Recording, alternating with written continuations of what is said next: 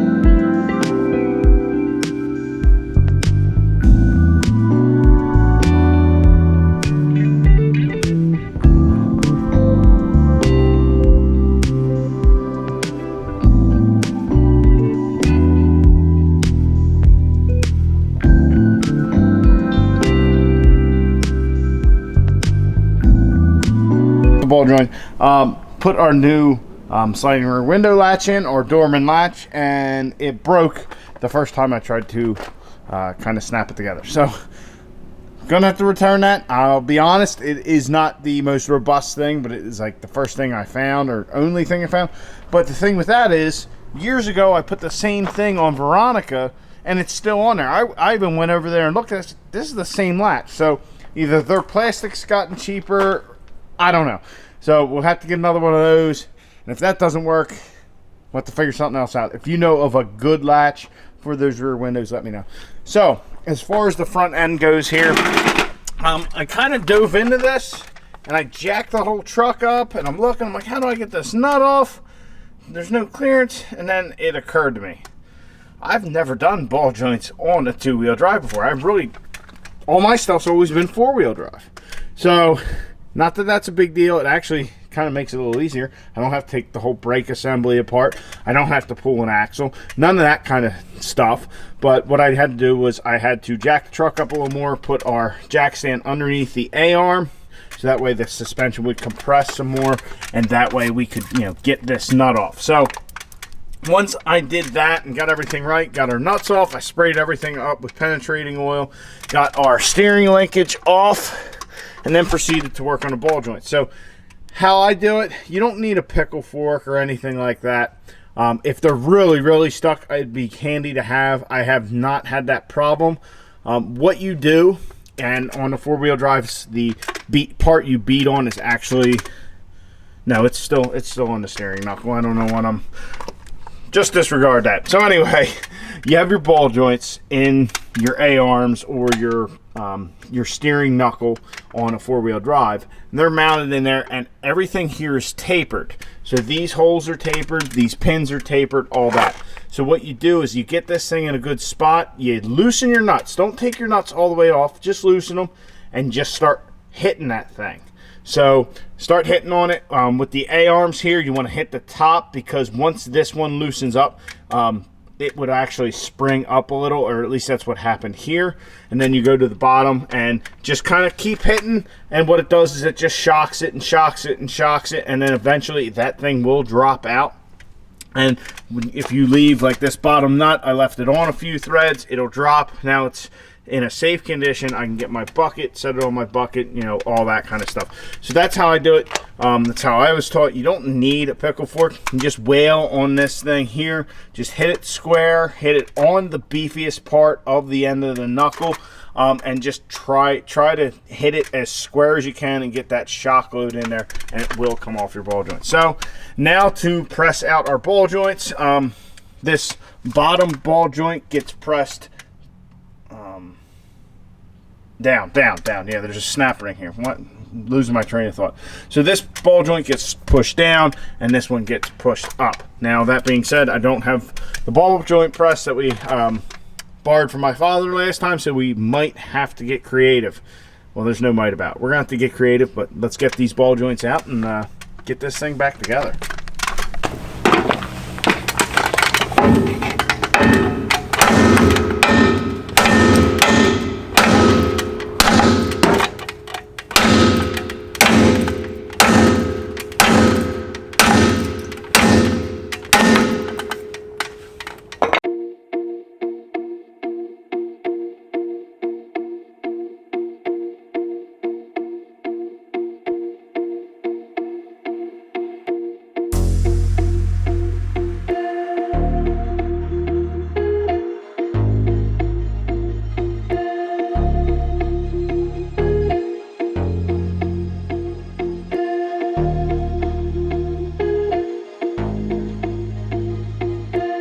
Our old ball joints out and our new ball joints in.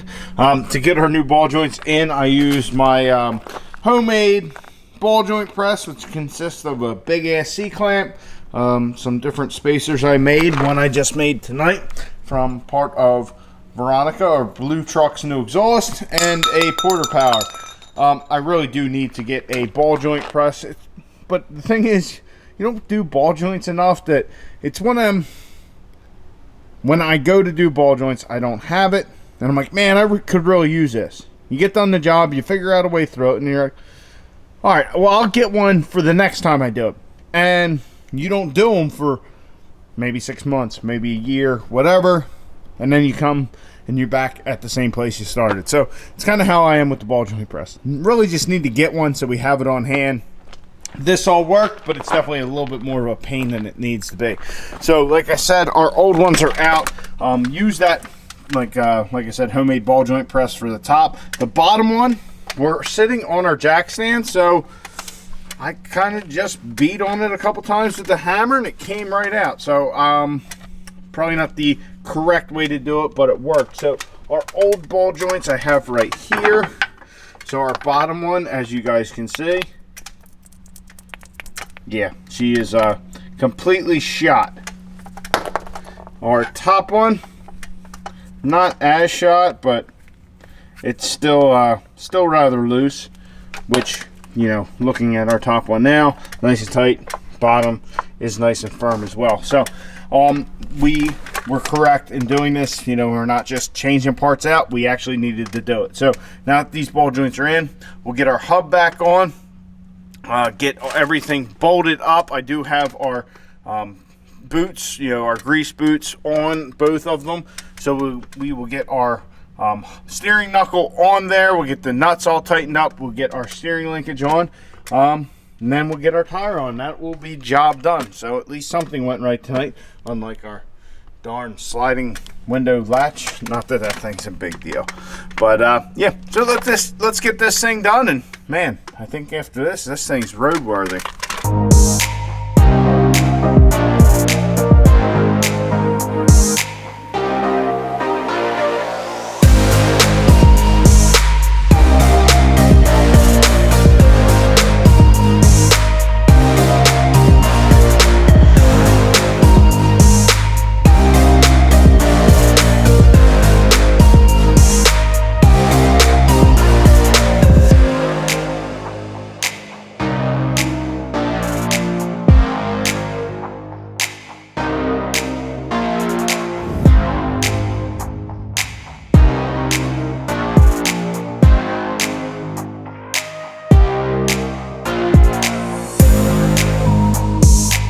Together, very happy with tonight.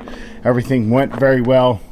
Wheel bearing, ball joint wise, of course, the one goal for the night was to get the latch for the sliding window to be done, but yet we are broken once again. It's just a cheap Dorman part, but like I said, I had good success with it a few years ago with Veronica, so we'll try and return that and get another one. And like I said, comment down below if you know of something that is of quality that is like a good replacement for that. Yeah, that cheap one I thought would be okay because it was before. So anyhow, we got our ball joints replaced. After we had pressed in the new ones, we had to put our whole assembly back on. That's where I'm kind of digging the whole two-wheel drive thing.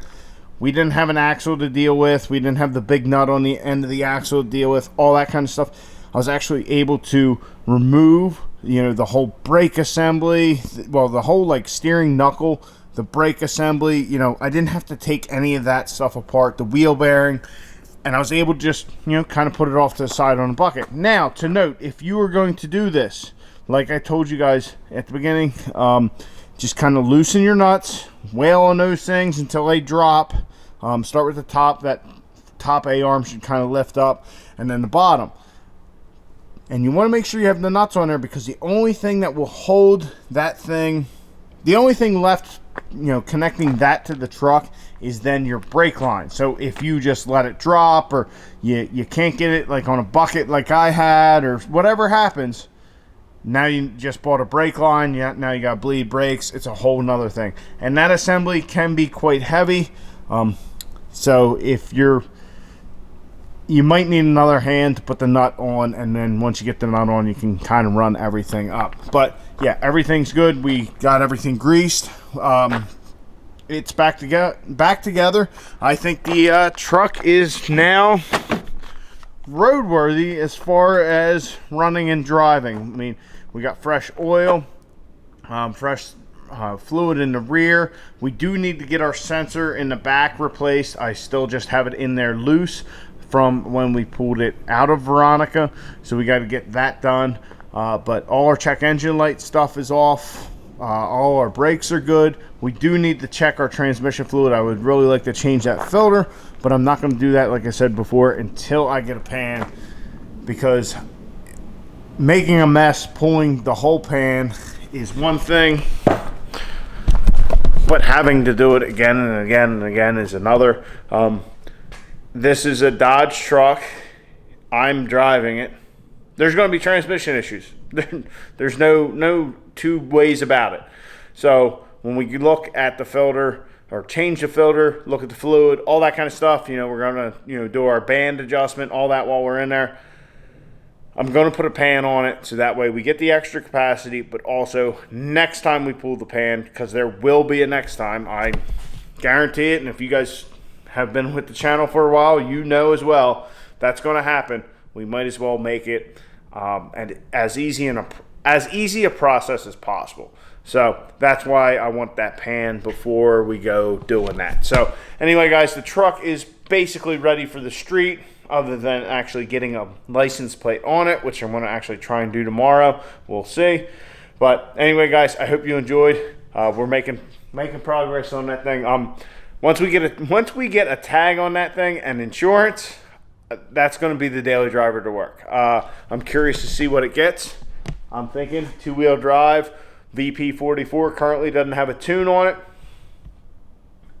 I think that thing's up and get 20 miles a gallon. It's probably the most efficient thing I got here. So anyway, guys, I hope you enjoyed. Please like the video, subscribe down below. Catch you guys in the next one. Get out in your garage, get the wrenching on your truck.